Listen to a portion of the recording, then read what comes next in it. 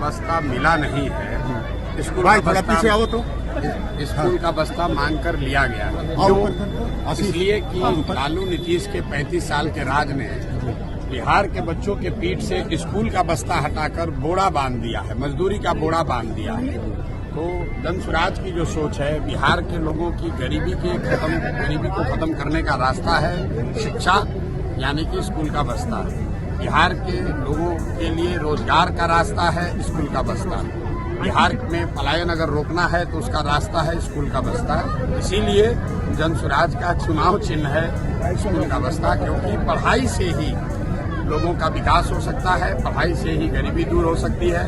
जब तक सरस्वती नहीं आएंगी तब तक लक्ष्मी नहीं आ सकती हैं। ये तो हिंदू धर्म में हर जगह कहा गया है। तो बिहार में गरीबी दूर करने का सबसे बड़ा जरिया है अच्छी पढ़ाई, और हम जन स्वराज की पूरा फोकस ही है पढ़ाई और रोजगार, और इसीलिए हम लोग का चुनाव चिन्ह भी है स्कूल का बस्ता। बहुत तेजी से सर जम्मू कश्मीर में माइग्रेंट लेबर की हत्या हुई है। मेरे भाई ऐसा है, आज से 2 बरस पहले मैंने एक ट्वीट करके कहा है कि कहीं पर भी दुनिया में, आप कश्मीर की और गुजरात की और केरल की बात मत कीजिए, कहीं पर भी मजदूरों के साथ कहीं अगर दुर्घटना होती है तो आप मान कर चलिए कि उसमें कोई न कोई बिहार के घर का चिराग बुझना ही बुझना है।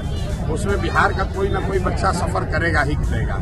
यहाँ के नेता इतने बेवकूफ लोग हैं कि कहते हैं कि अगर बिहार का लोग नहीं रहेगा तो दिल्ली में कूड़ा करकट जमा हो जाएगा, दिल्ली में सफाई नहीं हो जाएगा, वहाँ व्यवस्था ठप हो जाएगा। मेरे भाई, दिल्ली में जाकर ठेला लगाना, दिल्ली में जाकर साफ सफाई की काम करना, वहाँ सड़क बनाना, ये कोई बहुत गौरव की बात नहीं है। गौरव की बात तब होती कि बिहार में हम लोग सब्जी का खेती करते और यहाँ से हम लोग सब्जी भेजते और दिल्ली वालों को बताते कि मेरे भाई, अगर बिहारियों को बिहारी करके अपमानित करोगे तो सब्जी बंद कर देंगे, तुम्हारा खाना दाना बंद हो जाएगा। तब तो गौरव की बात होती। हमारे बच्चे जाकर अगर दिल्ली के सड़कों पर, बॉम्बे के सड़कों पर सब्जी बेच रहे हैं, वहाँ की सफाई कर रहे हैं, तो ये गौरव की बात नहीं है, ये अफसोस की बात है। लेकिन जो नेताओं का बयान आता है कि हम लोगों से ही बॉम्बे चल रहा है, हम लोगों से ही दिल्ली की व्यवस्था चल रही है, बिहारी नहीं रहेगा तो काम ठप हो जाएगा, ये गौरव की बात नहीं है। ये नेताओं की मूर्खता को दिखाता है, और ये दिखाता है कि 30-35 साल में कैसे लालू नीतीश के राज में बिहार राज्य में पूरा राज्य अनपढ़ों का और मजदूरों का राज्य बन गया है। हम लोग स्टील सीमेंट नहीं बनाते हैं, टीवी फ्रिज नहीं बनाते हैं, हम लोग कंप्यूटर नहीं बनाते हैं, हम लोग यहाँ से जवान बच्चों को मजदूर बनाकर पूरे राज्य में भेज रहे हैं। आप छठ में दुर्दशा देख लीजिए, किसी स्टेशन पर जाइए, बच्चे किस दुर्दशा में आ रहे हैं वापस अपने घर। कोई लैट्रिन में सोकर आ रहा है, कोई लटक कर आ रहा है, कोई जानवर की तरह ट्रीट किया जा रहा है।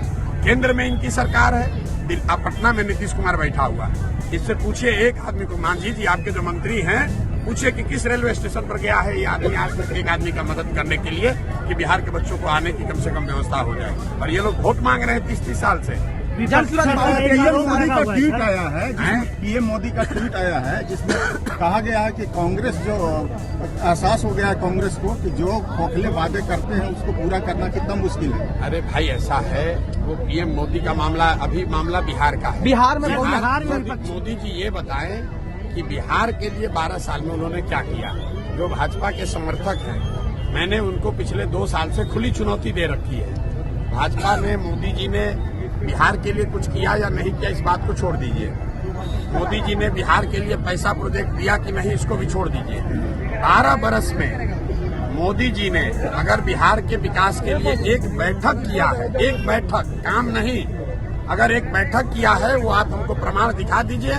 जन स्वराज मोदी जी का समर्थन कर देगा। जन स्वराज बिहार में बहुत तेजी से पनप रहा है सर, अपना छाप छोड़ रहा है। इससे विपक्षी दलों में जो है काफी हलबली मच गया और लगातार आप पे आरोप लगाया जा रहा है कि 1-1 लाख रुपया वोटरों को दिया जा रहा है। भाई यहाँ पर जितने लोग आए हैं, ये देखिए, पहले तो नेताओं ने खुद लूटा, तो सावन के अंधे को सब हरियाली दिखती है, तो इनको लूटने की आदत है। अब ये अपने साथ साथ जनता को भी चोर बता रहे हैं। आप इमामगंज की जनता से बात कर लीजिए, और कोई आदमी अगर ये बता दे कि जन स्वराज ने उसको 10 रुपया भी दिया है तो आप उनको पकड़िए। एक आरोप है सर, ऐसा है, केंद्र में सरकार है मांझी जी की, भाजपा की, तो ईडी उनके पास, सीबी उनके पास, इलेक्शन कमीशन उनके पास, इनकम टैक्स उनके पास, तो अगर किसी को 1 लाख रुपया दिया गया है तो उसको पकड़ ले और पकड़ के फिर उस पर कार्रवाई करें। एक आरोप आप पे लगता है कि सही लोग सामूहिक प्रयास जो आपका लगातार आप लोगों में लगा करके चलते हैं, तो विपक्ष के जीतन राम मांझी के बेटे संतोष मांझी जी एक बार बता रहे थे आपके बारे में कि उन्होंने जो अपना लीडर चुना है, जैसे बेलागंज में अजमत हो गए या फिर यहाँ पे जितेंद्र जी हो गए, इन पर भी क्रिमिनल एक्ट लगा हुआ है, साथ ही साथ 9वीं फेल का टैग देते हैं आप और इंटर पास है। सुन लो मेरी बात, 9वीं फेल होने से कोई आदमी की ताकत या उसकी योग्यता नहीं झलकती है। कई बार जब आप किसी गरीब परिवार में पैदा हुए या आपके गांव में स्कूल नहीं है तो आपकी फॉर्मल शिक्षा नहीं होगी, लेकिन अगर आप मुख्यमंत्री के लड़के हैं, आपके माँ बाप मुख्यमंत्री हैं और आप 9वां भी पास नहीं किए तो आपकी योग्यता से ज्यादा ये इस बात को दिखाता है कि शिक्षा को लेकर आपका नजरिया क्या है, शिक्षा को लेकर आप सोचते क्या है। मैं वो बात कर रहा हूँ। बात जहाँ तक जनसुराज के उम्मीदवारों की है तो यहाँ पर जितेंद्र पासवान जी चुनाव लड़ रहे हैं। इस क्षेत्र में अभी तक हमको तो कोई ऐसा नहीं मिला जिसने ये कहा हो कि ये आदमी अपराधी है। हमको तो कोई नहीं मिला जिसने ये कहा कि जितेंद्र पासवान ठग है, बालू माफिया है। अगर है तो आज आप हमको प्रमाण दिखा दीजिए, आज हम उसका कैंडिडेचर वापस ले लेंगे। वो आदमी ठग नहीं है, वो आदमी यहाँ क्रिमिनल नहीं है, वो यहाँ का बालू माफिया नहीं है, शराब का धंधा नहीं करता है। यहाँ पर एक अस्पताल चलाते हैं। अब इसमें आपको क्रिमिनल क्या लग रहा है भैया? सर इस वर्ष से अगर यदि जनसुराज यदि अगर आप कटिंग जल्दी सर यहाँ से चुनाव निकालती है तो आने वाले समय में क्या होगा? कोई जदी फदी कुछ नहीं है। जनसुराज यहाँ जीत रहा है, इसलिए नहीं कि प्रशांत किशोर कह रहे हैं। आपने अभी सभा में सुना, हम तो वोट भी नहीं मांगे। इसलिए जनसुराज जीतेगा क्योंकि 30-35 साल से जनता यहाँ लालू, नीतीश, भाजपा की सरकार से त्रस्त है। जनता चूंकि प्रशांत किशोर जी प्रचारक रहे हैं तो अपना प्रचार कर रहे हैं और यहाँ के लोग प्रचार में विश्वास नहीं रखते हैं। माइक नीचे कर। मांझी जी ठीक बात कह रहे हैं। हम प्रचारक रहे हैं और प्रचार कर रहे हैं। प्रचार क्या कर रहे हैं? प्रचार ये कर रहे हैं कि अपने बच्चों के लिए जगो, मांझी जी के बच्चे के लिए नहीं, अपने बच्चों के लिए जगो, ये प्रचार कर रहे हैं। प्रचार ये कर रहे हैं कि अपने बच्चों को पढ़ाओ, उनको अनपढ़ मत रखो। प्रचार ये कर रहे हैं कि अपने बच्चों के लिए सजग हो ताकि अपने बच्चों को आप यहाँ यहीं पर रोजी रोजगार मिल सके, उसको पलायन न करना पड़े। प्रचार कर रहे हैं, लोग उसको सुन रहे हैं। मांझी जी चाहते हैं कि लोग ये न जाने, लोग उन्हीं को भगवान मानकर उनके बच्चे, उनके पतों को वोट देते रहे। तो भाई जब जनता जगेगी, जनता को प्रचार होगा, जनता के पास ये बात पहुंचेगी, जनता को जगाया जाएगा, तभी तो मांझी जैसे लोगों का खात्मा होगा। हम तो वोट नहीं मांग रहे हैं, माताओं बहनों ऑटो से आए हैं, रिक्शा से आए हैं, हम थोड़ा सा आप लोग बैठे रहिएगा, गाड़ी निकल जाएगी। हम यहाँ पर जाकर गाँव के लोगों को जगा रहे हैं प्रचार के माध्यम से कि आप लोगों को घर पहुँचाना। गांधी जी ने तो देश में वोट नहीं मांगा था, देश को आजादी कैसे दिलाई? लोगों को जगाया। जब समाज जग गया, समाज खड़ा हो गया तो आजादी मिल गई।